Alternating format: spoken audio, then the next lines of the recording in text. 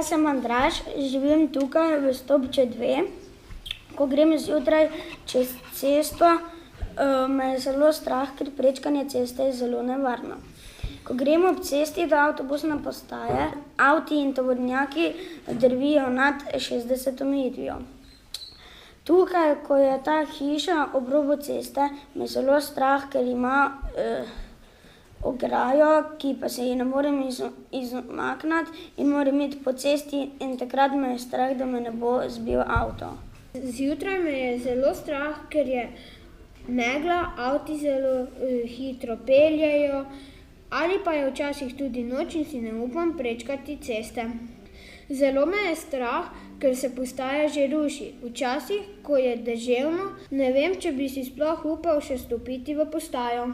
Jaz sem Tit in živim v Črnoliški ulici. Ko hočem iti čez cesto do avtobusne postaje, čeprav je osvetljeno z lučmi, le redko kdo ustavi, veliko avtomobilov se vozi prehitro in me je zelo strah, tako da večkrat s sestrico moramo čez cesto kar teči. Pri trgovini Polje, tam ni znaka za omejitev in prehoda za pešce. Tam avti vozijo zelo hitro. Po cesti, kjer ni dovoljeno za avtomobile, temveč samo za stanovalce. In ko pridem tukaj do tega metala, moram velikokrat tudi čakati, ker ni prehoda za pešce. Tudi cesta Kozjanskega odreda, kjer je tukaj, ni pločnika in ni varno se voziti po njej. Ime mi je Miha Katičnik, doma sem v Kranjčici 27A. Moja pot na avtobusno postajo je nevarna, zaradi tega, ker so ceste ozke in ko se avto hitro pripelje, se težko odmaknem. Živim v Šentrupertu 53.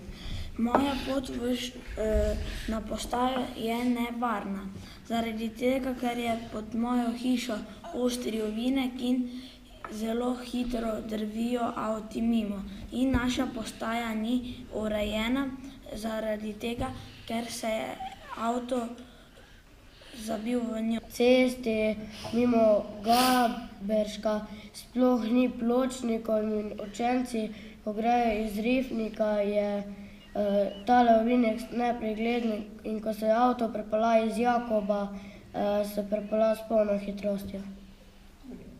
Prehod Gaštove ulice je zelo nevaren, saj tam je živa meja in oster ovinek, pešci ne vidijo voznike, vozniki pa ne vidijo pešce. Letos bomo imeli kolesarski izpit. Priključiti na kolesarsko stezo je zelo nevarno, saj nimamo prehoda. Pa ko se peljemo v šolo, je tudi, ko zavijemo proti šoli, je zelo nevarno.